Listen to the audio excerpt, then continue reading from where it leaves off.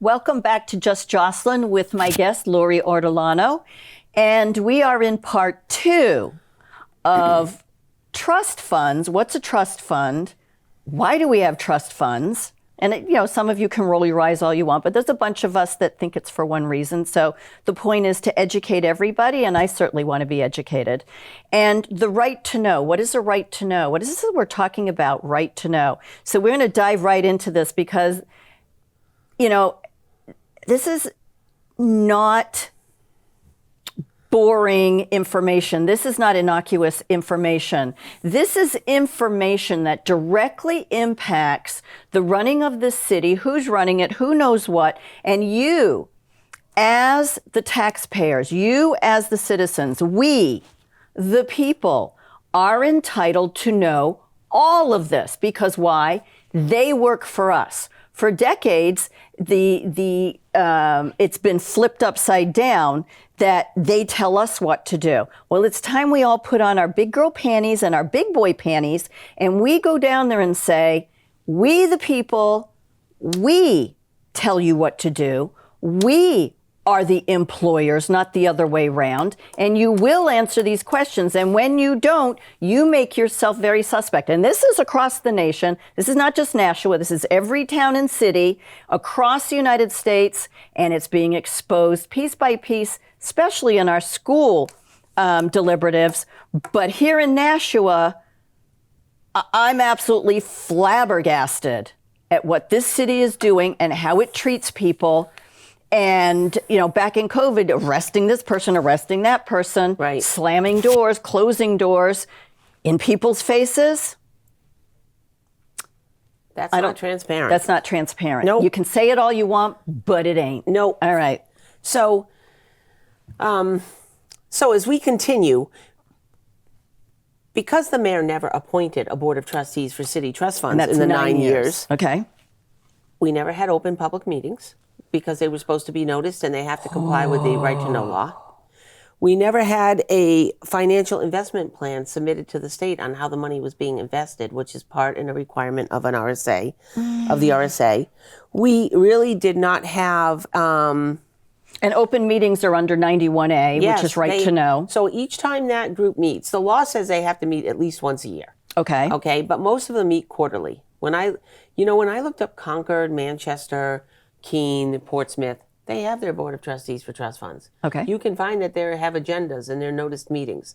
A lot of them are quarterly meetings. Okay. Okay. So, and I'm all for I think a quarterly meeting is good. I do too. Just, I think that keeps people who are on the board invested and up to speed on what's going on than just a once a year annual meeting. Well, so much can happen in 2-3 months in this world. And frankly, there's a lot of accounts, and I think $63 million is a lot of money. I don't think that's anything to be brushing away and saying, not my problem, don't look at the man behind the curtain. Right. No. So I think quarterly makes a lot of sense. Mm-hmm. And they have to perform an annual audit on those funds. By the city auditor, which frankly, I can't really find where those audits were done. And we hire an outside company to perform an audit, which is Markham. They took over Melanson Heath. Markham LLC conducts the audit. But they don't conduct an audit like you and I might think, where they go in and really look at the books and the financials. Mm-hmm. They conduct what's called a review. And they sit with the city financial people and they say, what have you done? And the people tell them, here's what we've done. And they assume and have to believe that they are being told the truth. The truth. And then based off that truthful information, they determine if the city is doing a good job. The problem I have is if Melanson or Markham was given information on these trust funds that said, we have a board of trustees that manages these things, that was never true. Okay, and nobody was managing it. And I'm digging into how the auditors looked at our trust funds. Back in the day when Donnelly Lozo was mayor, mm-hmm. the state forms for trust funds were put into the budget. You could actually see the forms they submitted to the state. Which makes sense. But when the mayor took over, they're not in the books anymore. Those forms are not there. So are they actually filing these forms? It turns out they are, but here was the really interesting thing. So what they file is called an MS-9 and an MS-10. Wow. And those are forms to document trust funds. The MS-9 documents all the trust funds you have in the city, or your municipality. An MS-10 documents how they're invested. It's an investment form. So once I read the state statute and I kind of understood the MS-9 and 10, what did I do? I put a right to know in to get Nashua's MS-9s and 10s. Absolutely. From 2020 to 2024. Yeah. 4 years. 4 years, big deal. I want to see them. Now, these are forms that should be right on their fingertips, public Correct. knowledge. I get a response back that they need 5 weeks to give me the form. 5 weeks. 5 weeks. 5 weeks. And I write back and say, this is absurd. This is just a public document, no redactions. It's just a financial record. You must have it on your computer. And it's filed with the state. And it's filed with the state. So you must have it. And I wrote a pretty direct email about how this isn't transparent and this should be a record that you could have gotten to me in 5 days. Well, they should have gone forward. Here you go. Here you go. So I was frustrated, and I decided on December 23rd, because I knew the DRA and the DOJ would have them, I wrote to the DRA, and I said, at 10:30 at night on December 23rd, that's pretty much right at the holiday, right? Correct. I write a right to know and ask them for the MS-9s and 10s from Nashua for 2020 to 2024. Okay. I get all of the records on December 27th in the morning by 9 o'clock. All of them. Wow. Okay? They didn't have 2024 because the city had not yet submitted it. Okay. In 2022 and 2023, MS-10s were missing attachments that I needed. And I went back and said, hey, I don't have the attachments. They said, you got to go over to, they said, your city should be able to just open the portal and give you all this stuff. But they said, go over to the DOJ and get it from them.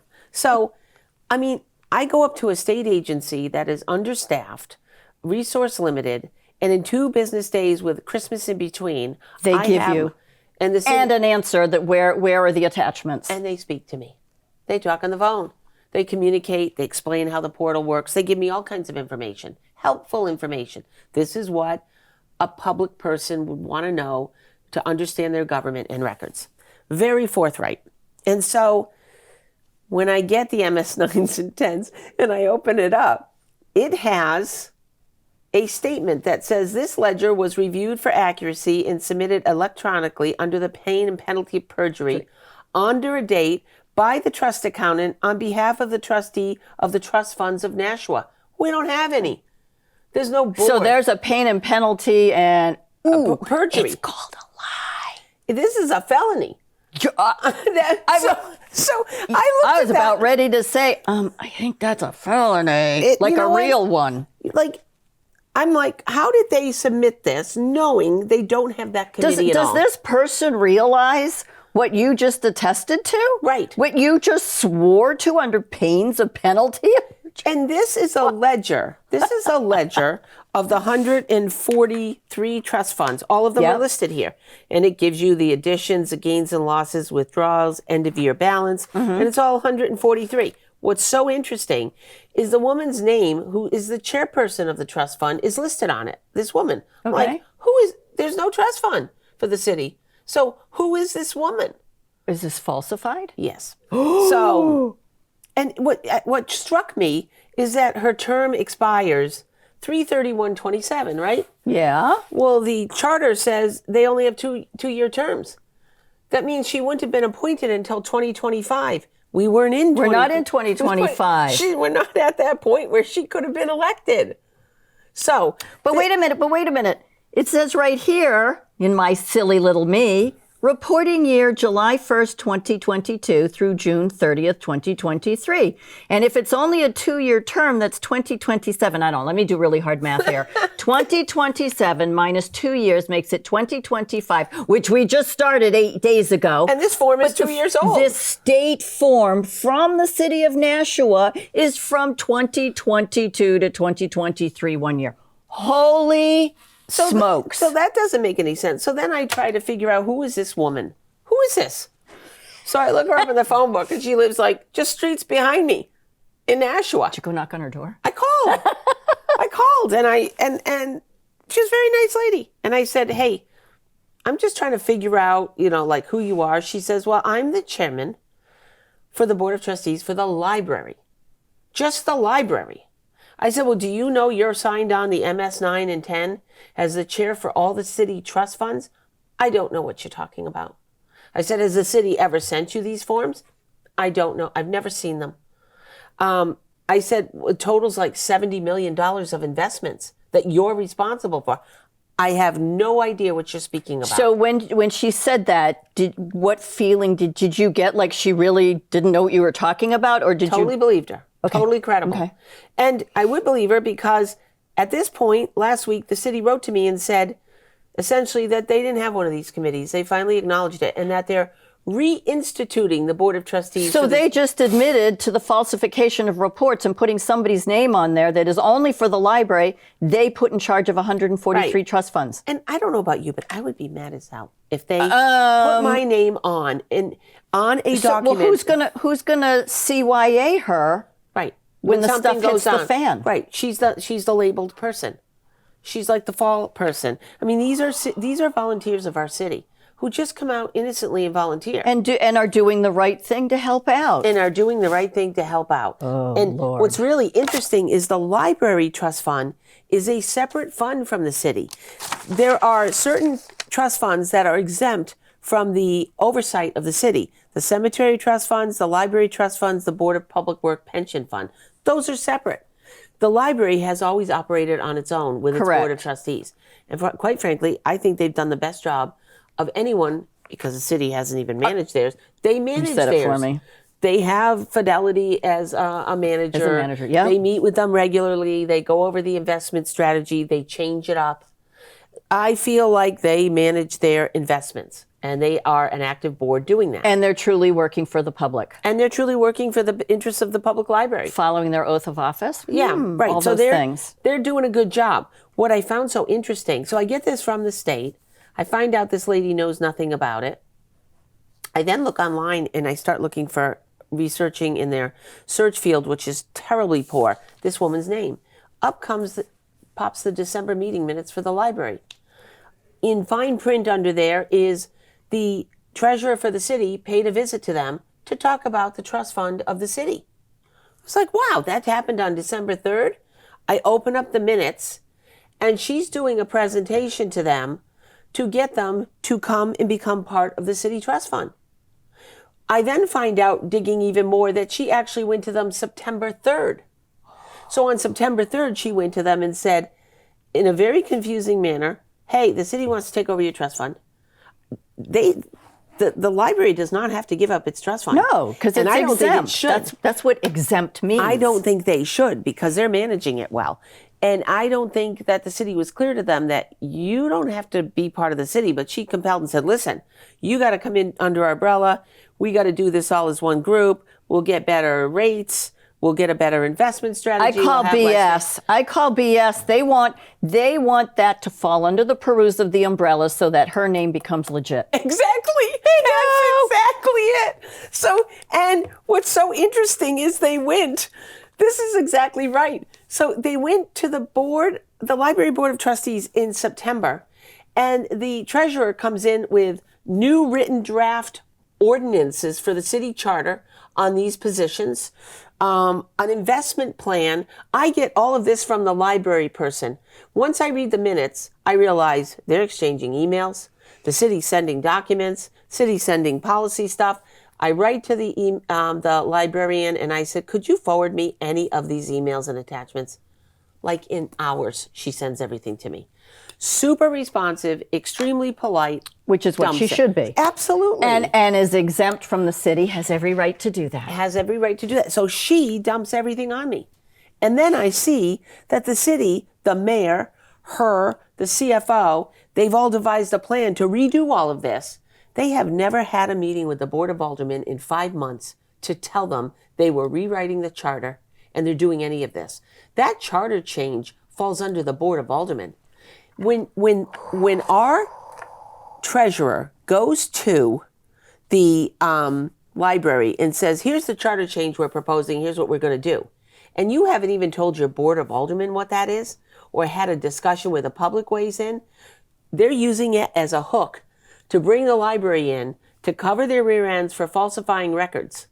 Because I'm convinced now they wanted to be able to say to the state, oh, the library was always under us. Correct. We're going to make this lady the chairperson. She's always been. And then nobody, I don't expect it. I think they never expected we'd find it. And quite frankly, it was all by accident I found Correct. it in my other person. Well, you know, people get caught in lies and deceit by accident. Nobody goes looking for it. No. Because the average person, I'm sorry, a normal human being, moral person would not expect the people they elected to pull this kind of shenanigans and BS. No, exactly.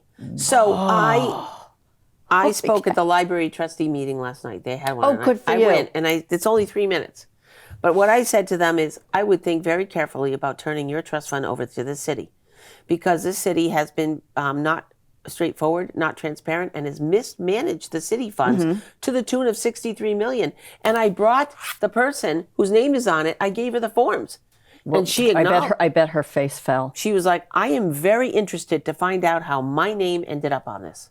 When I spoke to a state agency about this, the individual up there said, he'd gone through it, and he said, I know an individual who left a library trustee board and went to a city board of trustees to transfer positions. And he found out that city board of trustees put his name on the MS9s and 10s before he had even been sworn in. And he said, I can't tell you how much he ripped publicly into his city for allowing that to happen. He was not happy that they used his name. And I will tell you something. You know Attorney Bolton the way I do. Do you think if Laurie Ortolano created a form and put Attorney Bolton's name on it and said he was responsible under the pains and penalties of perjury for this amount of money, and I'm swearing to it, the police would be at my door in a matter of hours. I would be in handcuffs, arrested, and charged with a felony. Correct. Absolutely. But not these people. But not these people. So all of this information sort of sits up with the Department of Justice Charitable Trust. The New Hampshire Department of Justice. Because they allow you to file a complaint. So we filed a complaint on December 31st. Before I even learned this, I only learned about these MS9s and all of these emails going on since September. I learned this in the last 6 days. That's it. So right as January 1st was rolling in is when I learned this. And you know what? I had one transparent person or one agency. One, the state agency has been terrific. Two, the library people have been really terrific about open records. So I hope it doesn't change. But they if they're exempt from the city in their own entity, right, then they are not run by them. And I would say to everybody in every town, check out your library trust at this point, and whoever is the chair of that, you need to make sure your name is not on these MS9s and 10s. Well, you know what? Towns are different because most towns in New Hampshire elect their trustee members. When I lived in Litchfield, we elected our trustees. We had 3, and you would elect them. Well, then we need to check those as well, just in case. Because they're elected and they're on a ballot, they're not skipped. You know, this was a case where the mayor had to appoint it. So for 9 years, he just never did. So here we run back into this appointing issue. Right. And you know what?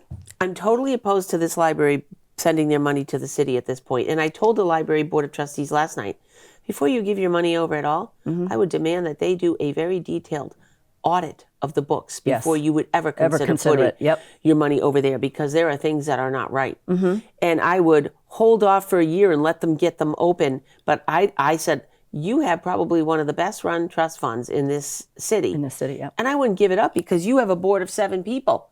You're going to go down to 2 individuals that are appointed by the mayor. The board of 5 right now, the mayor, the board president for the BOA, and the city treasurer have been hiding information and not transparent. They are the voting bloc on this board now.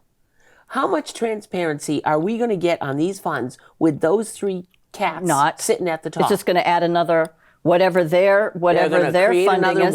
Right. They're going to stonewall like they're doing now, and they're going to create another wall. And the thing that's so amazing is I went to board meetings in November, December with the mayor there and said, I don't know why somebody just won't tell me if this fund, Mr. Mayor, you're responsible for setting it up. If you haven't done it, just say so. Just say I haven't done it yet. Or I'm recognizing this is a problem. I mean, I even went so far as to say, when I look at the charter 5123, I think it's very dated and the language has to be updated. I think your charter is not very good.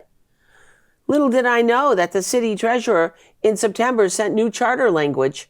So everything I'm telling them to do, I learned last week, they've been doing, but not telling anyone. But not telling anybody, and including the alderman who should be at the. Well, it's like when we have these 3-letter agencies that start making all these laws and saying it's law. These committees, it's law. It's not. Only the legislature can do that. Only the alderman can do that. And somehow we have got these throngs of people that are empowered and think they can do all of this, and they get away with it. Well, and it's so hard to find enforcement. Now, I was encouraged by the charitable trust unit of the DOJ because there is an enforcement policy. First of all, their mission statement says, we're here to help you, educate you on trust funds, support you in your questions, and enforce the law. Right. Okay, and then as you read through 34, there is a remedy if they're not complying, which is violations. Correct. So that's encouraging because very often you have state statutes that and don't remedy. have no remedy. Or you have to go to the courts, and we all know what that's like. And that's right a now. nightmare. And that's a nightmare. Money and time. But the question is, will the DOJ participate in a remedy for this, be given the lack of transparency in what's gone on? I don't know. I mean, I don't have a lot of faith.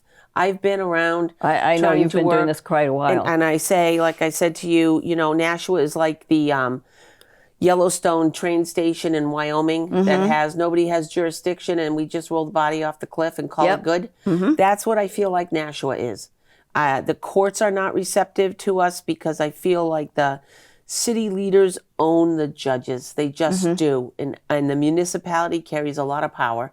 The agencies that have lawyers in them, like the DOJ and the county attorney's office, guess what?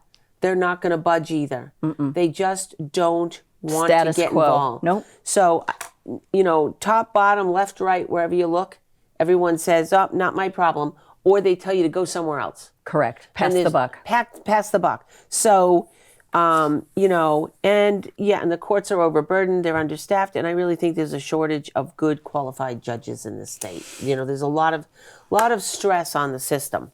Oh, absolutely. And there's a lot of cases. And then if you go in as a pro se litigant, because many of the cases that are coming up, there is not a lawyer around that will take it because the Bar Association has told them, you will not take this case. You will not litigate this. You will not represent that person.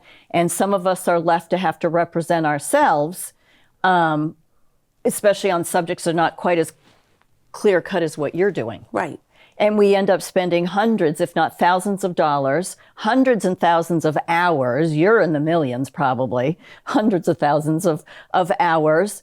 And I mean, the paperwork in our houses is. I have rooms that are just like legal. I can't wait to burn it all, man. I actually, over Christmas, I did take some stuff and I burnt out my shredding machine. Oh, yeah. Well, that would be, you have to kind of oil that thing. And if you really let it get heated up, but there was so much. I had going to jam the gears. Yeah. Took me forever. I know. Well, I have to thank you once again for coming on here and telling us about stuff that you're finding, stuff that's out there for all of us to see that just falls into your lap. It was a very innocent question that started this, and it turned into 10 weeks of beating my head against the wall and being treated very poorly trying to get this information. Which seems to be the MO of these cities and towns. I'm happy that the one State Department was totally open with you. Very. And willing to help and point you in the right direction, which is the way it should be. Absolutely. And I totally appreciate the fact that you're coming here and allowing me to ask, questions on a very street talk basis so that everybody can be involved. We all need to know this. We got to stop putting our heads in the sand, stop expecting Laurie to do it or me to do it or Wayne or Paula Johnson. I mean, everywhere we turn, Regina Barnes, Right to Know in Hampton. We've got to start looking at revaluations. Are they following state law? Our taxes are going through the roof. And in this case, what's it being spent on? Where is it going? They can't even manage these trust funds. What are they doing with our taxes? The sad part is these are there to draw on to do projects and to do things that are Good outlined. for the city. I don't know that they've drawn on these funds at all. And you have all this money and you have a rising tax base and they want to take $5 million of taxpayer money to do different projects and all. Well, some of these trust funds Might be able to. Might. And I'd be very interested, and I know I'm going to put a right to know in, to see the last 5 withdrawals that came out of these trust funds. Yep. How it happened. Because they had no board to approve it. Right. Who approved those withdrawals and where did the money go? I love it. And was it under the proper use of that money? I want to see the last 5. I do too. And you're going to come back when you get them. Yes. So we're going to keep on with this. Thank you, Miss Laurie Ortolano. Thank you for having City me. of Nashua, eyes open, head on a swivel.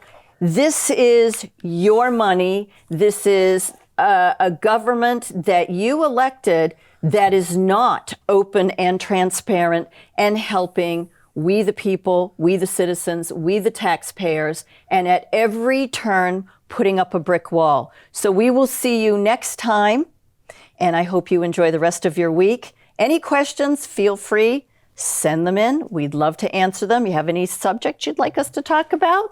Laurie and I would love to bring it up for you. Have a great day.